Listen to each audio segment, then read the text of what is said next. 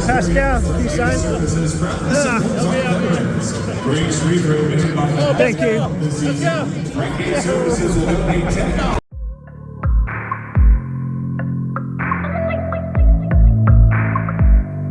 What's up, guys? This is Kyle from Wax Museum. So earlier this week, I saw the Pacers play in Orlando, and as usual, I attempted to get player autographs before the game.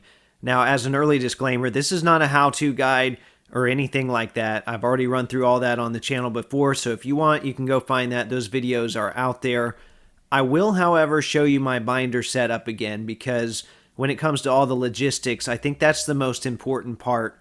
And you can see I've got the clip here as I'm flipping through the pages.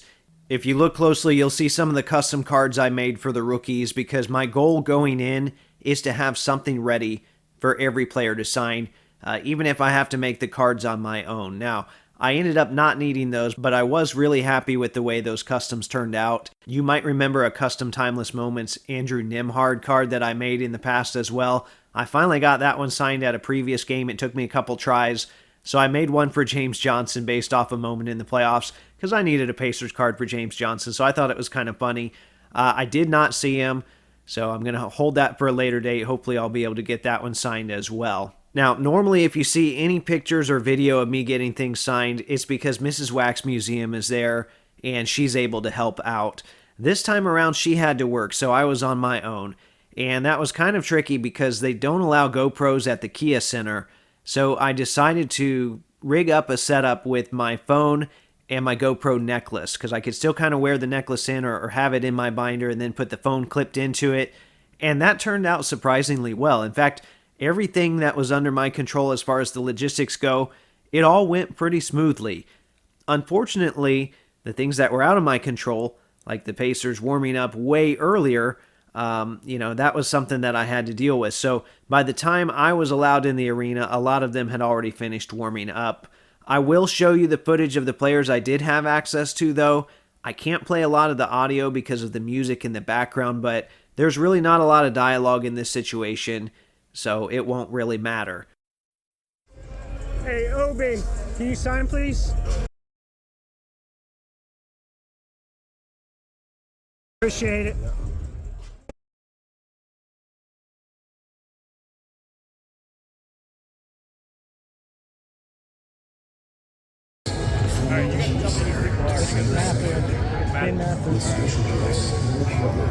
Hey, Ben, can you sign, please?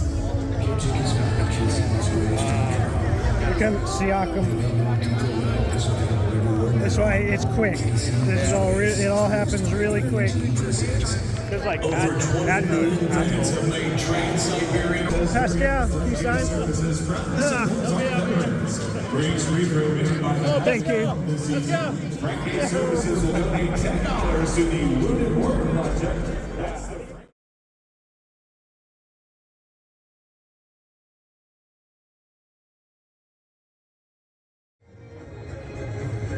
Hey, Aaron, can you sign, please? Thank you. I appreciate it. Thank you. Thank you. Hey, I got one. It turned out pretty well. Yeah. That's actually the best looking. I like yours better. Neesmith that I got.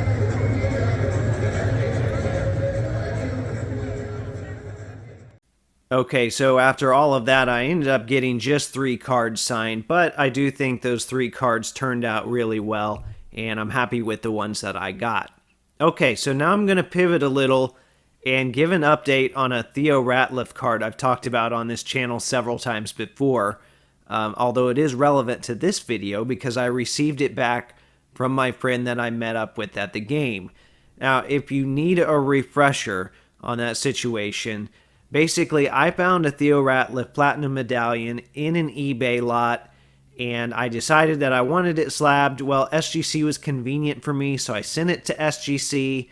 Unfortunately, it came back minimum size, which was confusing to me at first, but someone explained to me that they didn't mean it was trimmed. It likely just got cut undersized at the factory. Anyway, I asked you guys to suggest my next steps in the comments, and there were different options there, but several people suggested I send a PSA. I thought it was worth a try, so That's what I did. Now, I broke this card out of a slab using a butter knife, which is normal for SGC slabs. They're all fairly easy to get into. I don't know. That's a little bit concerning to me. That's probably a topic for another day. But anyway, the reveal of sorts happened at this Magic Pacers game. So I'm going to go back to that clip and let you see the news when I got the news, and then we'll go from there. Oh, okay.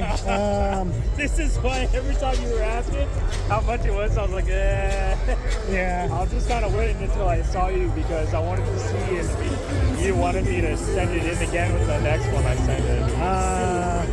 I don't know. I'll think about I'll it. tell you honestly, I've had cards I've sent 2-3 times and eventually they get in. So I don't know if I have a spot take for it. it. If you do, I'll take it home with me.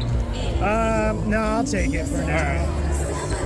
Sorry, man. That's all right. It's not your fault. All right, if you were paying close attention there, you saw him hand this off to me.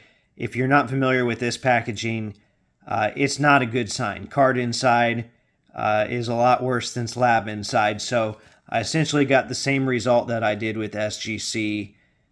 They slabbed this as do not hold or minimum size requirement. So we're kind of back to square one. And he mentioned that he could send it in again. I'm not sure if I really want to go through the trouble of that. Even though it was a lot fine, I don't think I want to put any more money into this at this point. So I'm thinking about just putting it in a top loader with those 2 labels. That way people can see it.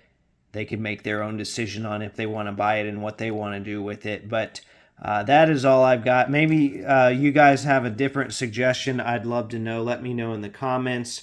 Otherwise, I hope you enjoyed that video. Remember, there are new episodes of the audio podcast that come out every Thursday. And as always, thanks for watching.